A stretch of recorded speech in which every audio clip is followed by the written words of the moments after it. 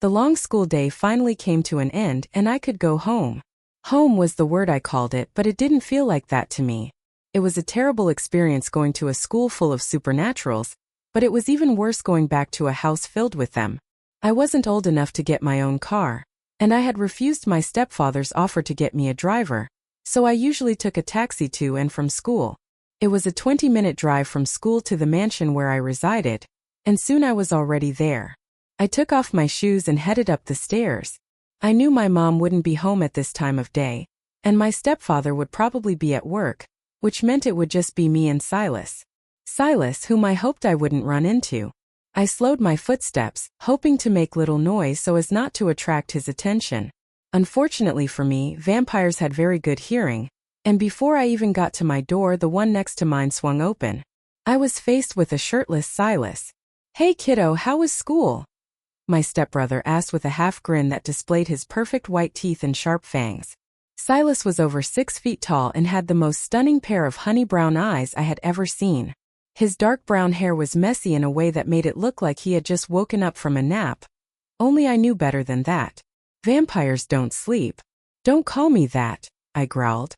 "Someone's grumpy." "What happened? Something go wrong at school? Why can't you just leave me alone? Seriously, this attitude isn't good at all." I ignored him and focused on unlocking my door. This was my room, and it held all my private stuff I didn't need Silas meddling with. I would have just placed garlic on my door, but that would probably be going too far, since this is Silas's house more than it would ever be mine. He sensed my bad mood and chose to leave me alone. I locked my door and headed straight for the bathroom to take a shower. The warm water was soothing against my skin, and I couldn't help but sigh in relief. Thank God tomorrow was the weekend. I could spend the day catching up on some sleep. After scrubbing myself clean, I wrapped myself in a towel and dried my hair. I pulled on some shorts and a baggy shirt. I didn't think I had the energy to change into something later, so it was better to wear something comfortable. I had just settled in my bed with my phone in my hands when my stomach growled, reminding me that I hadn't eaten anything other than an apple for lunch. I rolled my eyes and pulled myself to my feet before making my way out of the room and toward the kitchen. I searched the fridge and cabinets for something to eat, but I realized that Mom hadn't gone grocery shopping for a while now. All I could see were leftover takeout, colas, and a filled-up wine bottle, which I knew contained stuff that would leave me nauseated. Goosebumps rose on my skin just thinking about it. I heard footsteps behind me and glanced over my shoulder to see Silas leaning against the door. "Are you hungry?" I nodded. "Come on, I'll take you out to eat." He turned around and gestured for me to follow, and I did. Silas grabbed his car keys from the counter, and we prepared to go out. He froze in his steps, however, just after stepping out of the house. He glanced over his shoulder at me with a frown.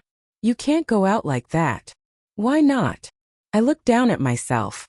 The t-shirt almost reached my knees, and I didn't see anything indecent about what I was wearing. Plus, I just didn't want to take the trip back to my room to change. This would have to do. "It's not too short, is it?" "It is. Go change. If I go to my room, I won't come back down. If I happen to die of starvation, it'll be on you." He groaned in response. Silas got into the car, and I climbed into the seat beside him. The car smelled clean, awfully sweet, just like him. I put on my seatbelt, and Silas started up the car and pulled out of the parking lot.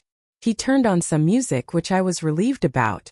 On most days, he would just try to initiate conversations with me. This was why I chose to take a taxi to school every day. He was a meddler, a meddling vampire. We pulled into the restaurant Bill, my stepfather, brought us to every weekend. The food here was to die for, and so was the blood sausage they served.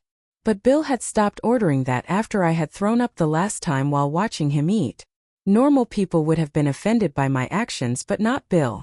Bill had chosen to drink wine, which you can guess was blood, every single time, just so he wouldn't make me uncomfortable. Silas didn't take anything whenever we came. He just sat there and watched me eat the whole time. I often wondered what he was thinking, why he stared at me with such longing in his eyes.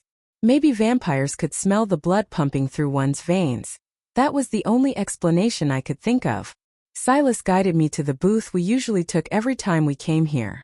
The restaurant was only half full, and I think most of the people here were couples on dates. There was this one couple 2 booths away from us. I think the guy was a vampire, but I knew the girl was human. They had this love-drunk expression on their faces as they looked at each other. It was weird. Like, why would someone choose to be with a vampire when they could be with their own kind? Did that come off as racist? Do you think they're cute? Silas asked with a smile, noticing my stare. I looked back down at my hands. I think they won't last. He wanted to say more. I could see it in his gaze. But for some reason he decided against it. And I was left wondering if I had said something wrong. It wasn't very nice to predict someone else's relationship. No matter what I thought.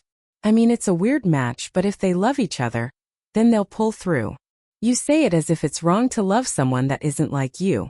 It's unfair, but we don't just choose who we fall in love with, Carrie. You sound mad. I watched him carefully. My lips pulled up in a knowing smile. Could it be that there's also someone you like who isn't a vampire? You could say that. Silas didn't even try to deny it. I became more intrigued. I knew Silas attended a private college away from the city, so I didn't know much about his social life. I would understand if there was a secret girlfriend he hadn't told our parents about. Is she someone from your college? No. Then someone from your dad's company? Carrie. You can tell me, I won't tell anyone. Waiter. In the end, Silas didn't tell me anything about this secret love of his. But I wasn't too bothered. I had a feeling I would find out sooner or later. I helped Mom prepare dinner that night. I wasn't a fan of cooking, but then again I loved home-cooked meals, so there's that. Mom said she was trying out some Italian recipes today, so I'd get to eat something new. Bill and Silas were already seated at the dinner table. Bill was nursing a glass of wine, blood, and Silas was scrolling through his phone. He only looked up when I was seated across from him, stuffing my face with food. There was that longing look again. Why did he only have that look when he thought I wasn't looking? Carrie, slow down, you're going to choke yourself, my mother warned. It's all right, Stella. I'm sure Karina had a long day. I frowned slightly at Bill. I didn't like it when someone pronounced my full name and he knew it. Jerk. We came back from a restaurant not long ago, Silas exposed, flashing me a teasing smirk. Bigger jerk. Does it even matter? Why won't you guys just let me eat in peace? You're cute when you get mad, kiddo. Don't call me that, Silas. Silas shook his head in amusement, and I went back to stuffing my face. But of course Bill had to speak again. By the way, dear, your mom and I wanted to have a word with you. What about? Well, since you only have a year left of high school, we were wondering which college you would like to apply for. I would recommend the one Silas attends. It's one of the best in the country, and your mom would feel at ease if you were closer to the family. I don't want to. Carrie, you haven't even given it a second thought. There's nothing to think about, Mom. I'm moving to Miami, Florida. Maybe somewhere else after high school, I mean. Seriously? When you said that a year ago, I laughed because I thought you were joking. Why in the world would you want to move so far away? I could see the angry lines on my mother's forehead, and knew that she wouldn't back down on the topic. Neither would I. Not today. I don't see anything wrong with wanting to move to Florida. The weather is nice, the beaches are beautiful, and the schools are fine, and most importantly, there are no supernatural beings there.